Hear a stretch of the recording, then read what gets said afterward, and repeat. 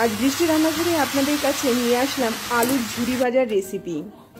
যে কোনো ধরনের অনুষ্ঠানে ডালের পাশে আমরা এই ধরনের আলুর ঝুরি ভাজা কিন্তু দেখতে পাই।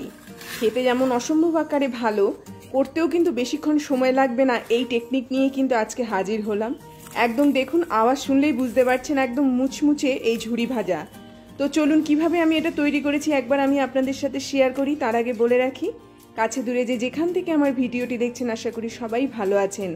আমি এখানে 250 গ্রাম আলু নিয়ে নিয়েছি। আপনারা বড় সাইজের হোক ছোট সাইজের হোক যে কোনো ধরনের আলুই এখানে ব্যবহার করতে পারেন। এবারে আমি এরকম একটা গ্রেটার নিয়ে নিয়েছি, যেটা দিয়ে গ্রেট করলে পরে একদম ছোট ছোট আলুর এরকম ঝুরি আলু বেরায়। আপনারা যদি মনে করেন যে আরেকটু বড় সাইজের আলুর এই টুকরোগুলো করবেন, তাহলে আরেকটু বড় সাইজের গ্রেটারের যে মুখগুলো হয় সেই রকম গ্রেটার ইউজ করতে পারেন। তো আমার এই রকম খেতে বেশি ভালো লাগে বলে আমি এই গ্রেটারটা ইউজ করছি। একদম মিহি আলু ভাজা যাতে এর মাঝখান দিয়ে আমি পাই, সেই জন্য আমি এই গ্রেটারটা এখানে ইউজ করলাম। তো এইরকমভাবে দেখুন খুব সহজে কিন্তু আমরা এটা গ্রেট করে ফেলতে পারছি, একদম সময় লাগে না। এক একটা আলু খুব জোর হলে 2 মিনিট করে টাইম লাগছে। তো এই রকম কিন্তু আমি আলুটাকে গ্রেট করে নিয়েছি। এইবারে আমি আলুটাকে একটুখানি জল দিয়ে ভিজিয়ে রাখবো। এই কারণে ভিজিয়ে রাখবো, একে আলুর মধ্যে যে পরিমাণে কষ থাকে সেই কষটা খুব সুন্দরভাবে বেরিয়ে যাবে।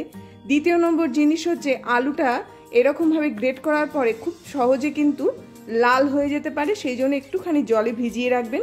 তার সাথে 1/2 চা চামচ মতো এখানে আমি নুন ইউজ করলাম।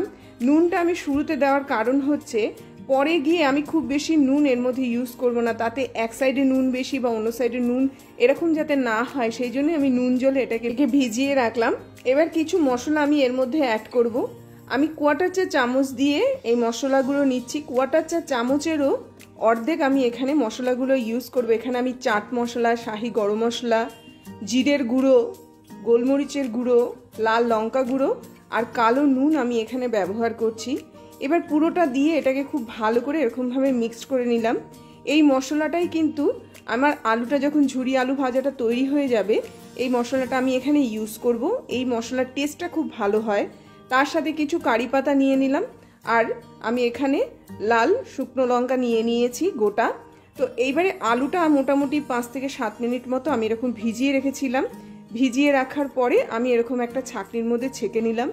এর থেকে বেশি সময়ের জন্য ভেজানোর দরকার নেই। যতটুকু সময় আমার ওই মশলাটা তৈরি করতে লেগেছে ততটুকু সময়ই আমি আলুটা ভিজিয়ে রেখেছি। আলুটাকে একটুখানি এইরকম ছেঁকে নেব, তাও প্রায় 2 থেকে 3 মিনিট। যখন আলুটা থেকে জলটা এরকম ঝরে যাবে, জাস্ট এরকম একটা তোয়ালে পেতে দেব। তোয়ালের মধ্যে আমি এই আলুটাকে দিয়ে দেব।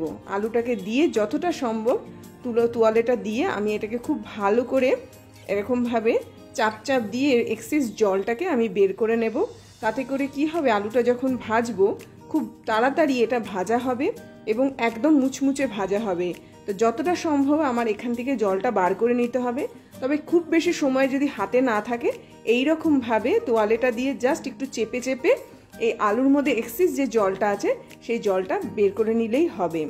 তো এক সাইডে যখন এটা আমার বের করা হয়েছে, অন্য সাইডে আমি 100 গ্রাম এরকম কাঁচা বাদাম নিয়ে নিয়েছি খোসা সমেত। এটা খেতে খুব ভালো লাগে। তো চলুন আমি এবারে এটাকে ভাজবো। তো আমি পরিমাণ মতো ডুবো তেলেই ভাজবো। ডুবো তেলের মধ্যে সামান্য একটুখানি হলুদ দিয়ে দিয়েছি, অপশনাল। আপনারা যদি মনে করেন যে আলু ভাজাটা একটু সাদাটা সাদাতে লাগবে, তাহলে হলুদটাকে অ্যাভয়েড করতে পারেন। এইবারে দেখুন আমি কিভাবে আলুটা এর মধ্যে ছাড়ছি। এইরকম একটা একদম ছোট নেটওয়ালা ছাঁকনির মধ্যে করে একটা কাঁটা চামচ দিয়ে এটাকে প্রথমে আমি খুব ভালো করে এরকম আলুগুলোকে জাস্ট সরিয়ে সরিয়ে দিলাম। তারপরে আমি গরম তেলের মধ্যে ছেড়ে দিলাম। এর ফলে কি হবে, আলুগুলো এক জায়গায় কিন্তু ডেলা পাকাবে না। তার ফলে আলুগুলো সব জায়গা থেকে কিন্তু খুব সুন্দরভাবে মুচমুচে হবে, এক জায়গায় জড়ো হয়ে থাকবে না। দেখুন কত সুন্দরভাবে এগুলো কিন্তু একদম ছড়িয়ে গেছে। চেষ্টা করবেন অল্প অল্প করে আলু ভাজতে, তাহলে কি হবে, আলু ভাজাগুলো এক জায়গায় কিন্তু মানে দলা পাকিয়ে যায় না বা এক জায়গায় একদম আটকে থাকে না। তো প্রত্যেক ক্ষেপটা আমি আপনাদেরকে দেখিয়ে দিচ্ছি। একদম আলুগুলো হাই ফ্লেমে ভাজা হচ্ছে এরকমভাবে। এটা যখন একটুখানি দেখুন অনেকটা মুচমুচে হয়ে এসছে, কিন্তু আমি এর থেকেও আরেকটুখানি কালার চাইছি। তো আমার প্রায় এই কালারটা ধরে গেছে। তো এই কালার অবধি কিন্তু আমি আলুটাকে এরকমভাবে ভাজবো। তো আমার ঝুরি আলু ভাজা কিন্তু একদম রেডি হয়ে গেছে।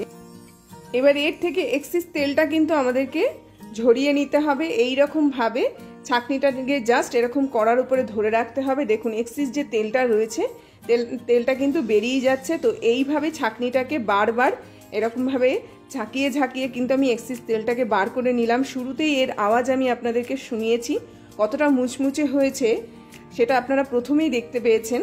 তো এর সাথে সাথে বাকি যে আলুগুলো রয়েছে এরকমভাবে আমি ছেড়ে দিলাম।